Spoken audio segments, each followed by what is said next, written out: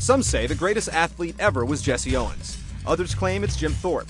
But none of them have anything on Mario. The guy has a wicked forehand, an evil curveball, and he can drive a golf ball all the way to Peach's pantry. Now he has the World Cup in his sights as Mario Strikers comes to the Wii. Can this follow-up to the GameCube original score the golden goal, or will it get the red card?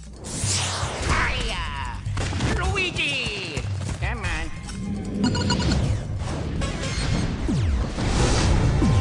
Mario's athletic endeavors don't typically include depth of legend, and it's the same stroll down Mushroom Kingdom gone jock lane here. Or is that Road to the Striker Cup?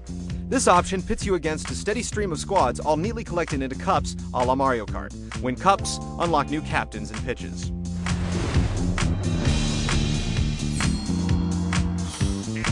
The captains are important, and at the outset you're asked to choose one. Each icon of the Mario universe is rated in movement, shooting, passing, and defense. Once you make the supreme choice, it's on to the supporting cast. Again, each of the lackeys is proficient at a different aspect of the game, and there's a profusion of combinations and permutations to field a winning 5. Then it's a march through cup after cup. Aside from the ladder climb, there's a challenge mode where you're asked to overcome handicaps or perform unspeakable acts of offense where your goals are things like claiming the best princess crown, which basically amounts to winning games by a different number of points each time. The best part about it is that it forces you to try new team combinations you may not have thought of. Ladies and gentlemen, we'd like to present the first true online Wii action game in America. The Eagle has finally landed.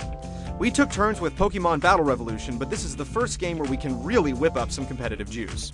But then it's hard to grasp the rationale behind being able to play with random people, but not your friends, unless you add their codes separately.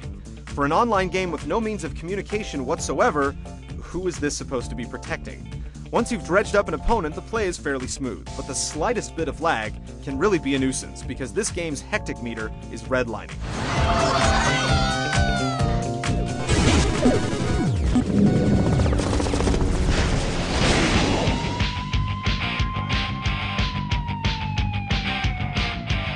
With 5 odd characters jammed together on small pitches with power-ups and super kicks at their disposal, it's inevitable that things are going to get wacky.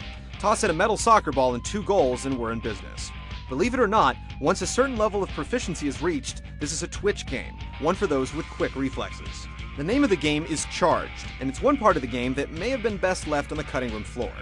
The more you pass the ball, the more it charges it, giving you more oomph to your shot. What it amounts to is passing the ball around like a bead of water on a piping hot griddle to boost its power. Other techniques are a little more effective and not as mind-numbing.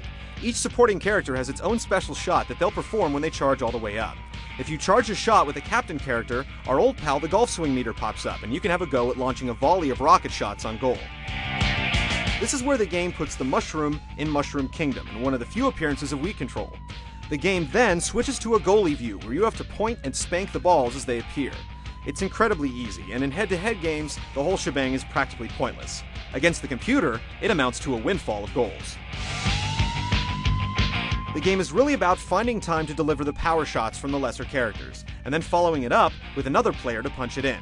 To help with this, each captain character has a special move, like Donkey Kong's Floor Quake or Super Size Me Mario.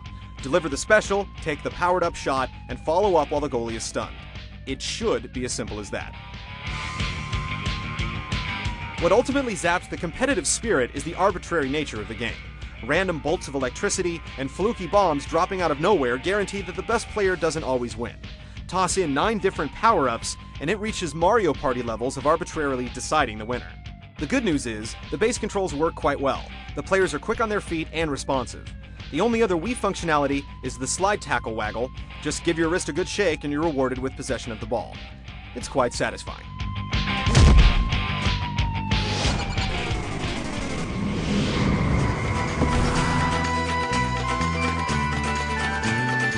Mario Strikers Charged is one of the better-looking Wii games, but sadly that's not saying much. It still doesn't look like anything the GameCube couldn't pull off in the right hands. Even so, it's an attractive game with a dark bent, and the pitches really bring the game to life. The Mega Strikes and celebrations will rip a few chuckles from the guts of fans, but ultimately, the characters are so small on screen that when things heat up, it can be hard to follow the action.